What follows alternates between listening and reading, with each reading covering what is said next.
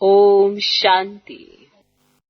इस समय जब हमें श्रीमत मिल जाती है तो हमारे कर्म सुकर्म बनते हैं, श्रेष्ठ कर्म बनते हैं, और इसी के बेस पर सत्युग त्रेता में अकर्म बनते हैं। इसीलिए इन 3 शब्दों में कहा जाता है कर्म, अकर्म, विकर्म। भगवान सिखाता है, भगवान हमें समझा रहा है हमें क्या करना है। अब उनके कहे अनुसार जो श्रीमत पर चलते हैं वो ही कर्म, अकर्म, विकर्म करने की ये सारी गति समझ जाते हैं। क्लियर? तो नॉलेज सुनाते हैं ना, कर्म, अकर्म, विकर्म की। आत्मा शरीर लेकर कर्म करने आती है। देखो, आत्मा ने शरीर लिया, कर्म तो करना ही है, पर कैसे? तो सत्युग में जो कर्म करते हैं वे अकर्म हो जाते हैं। वहां विकर्म होता ही नहीं है। अकर्म माना जिसका कोई फल नहीं होता। अकर्म का मतलब समझते हो कि कर्म तो होते हैं पर उनका कोई फल अच्छा बुरा नहीं होता।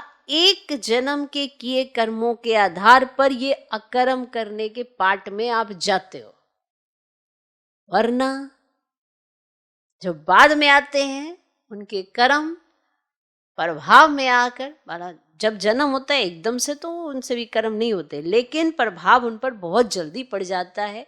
थोड़े समय वो जीवन मुक्त अवस्था का आनंद लेते हैं, लेकिन उसके बाद उनके कर्म विकर्म में बदल जाते हैं। उनका थोड़े समय का पीरियड आपका आधा कल्प का पीरियड, अंतर तो देखो। और फिर कह देते हैं हमसे होता नहीं है। क्या नहीं होता? 21 जन्मों की प्रारब्ध प्राप्त करने के लिए इस एक जन्म में पुरुषार्थ नहीं होता। और वो पुरुषार्थ भी जो वो खुद बैठ के कराते हैं, अपने आप से आपको करना भी नहीं है। सारी समझ देते हैं किस तरह से इस रास्ते पे चलना है, क्या करना है। आपको मेहनत भी नहीं है, फिर भी चलो इसे मेहनत का शब्द कह भी देते हैं क्योंकि आप रावण राज्य में हैं। चलो फिर भी कह देते हैं।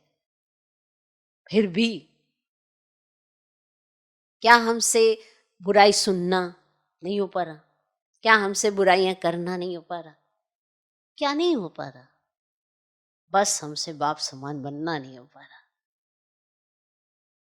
हम अपने कर्मों पर ध्यान नहीं दे पा रहे। सोचो, विचार करो थोड़ा।